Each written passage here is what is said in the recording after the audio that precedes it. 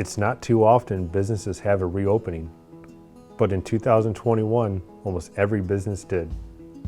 The Historical Museum held its official grand opening in the fall of 2013 to the delight of Canton residents. In 2021, it held its grand reopening with the Whose Farm Do You Live On exhibit. Lynn Beatty, Historical Society Museum Director, said it's not just a re-grand opening, but something more, something that is typically Canton.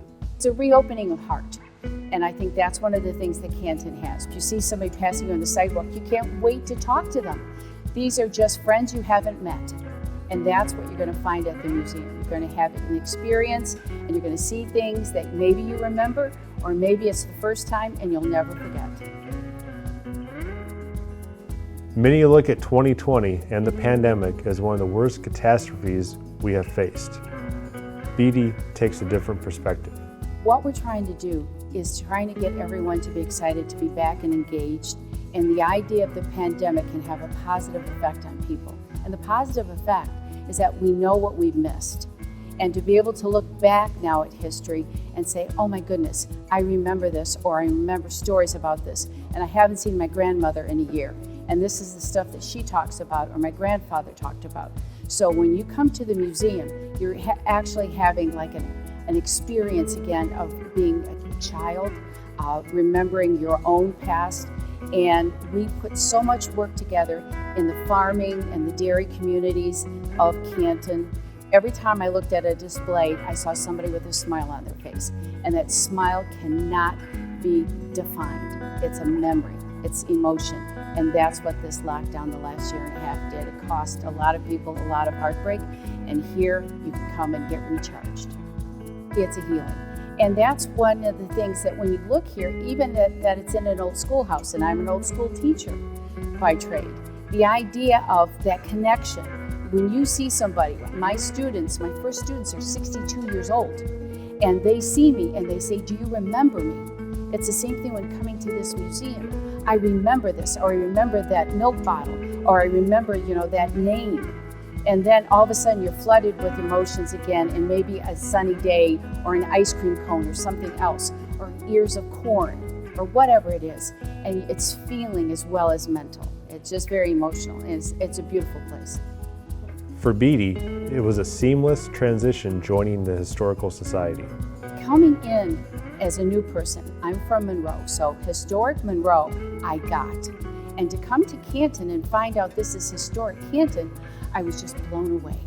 And the staff here during the pandemic was so engaging, so enthusiastic.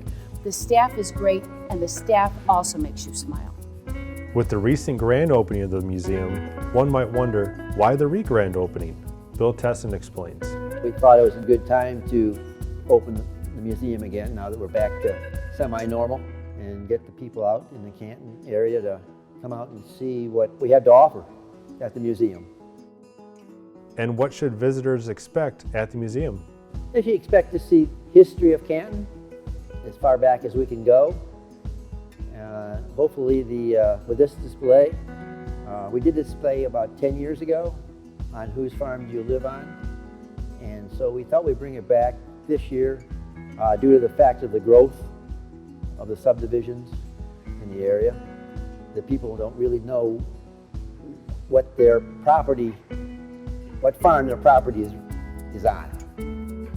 While the one-room schoolhouse is historic in itself, why not join the building boom and build a larger museum? This venue just fits our purpose.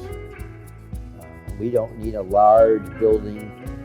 All we want to do is keep it quaint and relative to the area. This school has been here for years. It works fine for us. And there's really no need for us to expand at this point. And I don't think we ever will. This is a perfect building for us.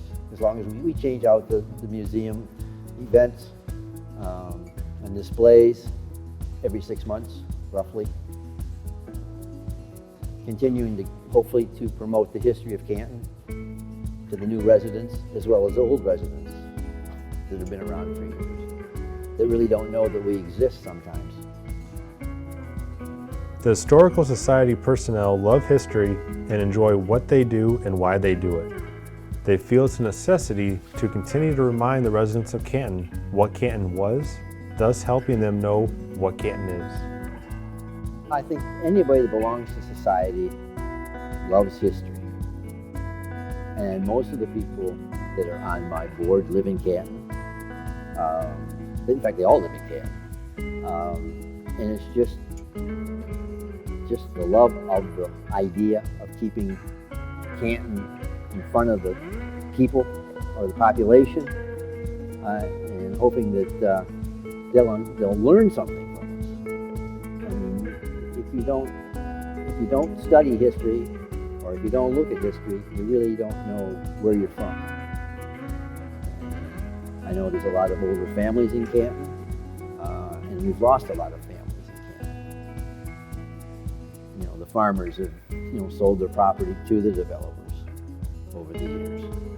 So by them selling that property, you've lost their history to the area.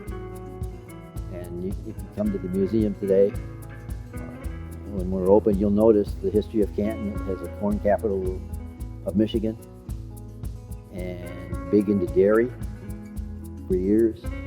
And we've been around. A lot of people don't realize how long we've been around. And hopefully we can encourage people to come here and take a look at this history. And maybe just get involved with history of Canton. For Bill Tesson, it's more of a personal thing. I love history. I've been doing this for, I couldn't tell you how many years, and it just becomes part of me. I've been in the township since '76. In fact, earlier than '76. And I just love the history. I love to keep it alive. And hopefully I can continue to do that. Encourage people to take a look at us and take a look at the history. And like I say, the more you learn of where you live, I think that's just more to your ability to understand what Canton is, how long it's been around, even future. Although the museum is just an old, small, one-room schoolhouse, it still holds significant value to Canton's history. Well, once you tear them down, history's gone. So in order to keep, we want to keep that history alive, and by keeping the schoolhouses alive, at least we're keeping Canton history familiar to the people in Canton, and hopefully that will generate interest in the society, and so we can continue to grow the society. We're always looking for volunteers, but by keeping the schoolhouses that we have left, it's just keeping that history of Canton alive.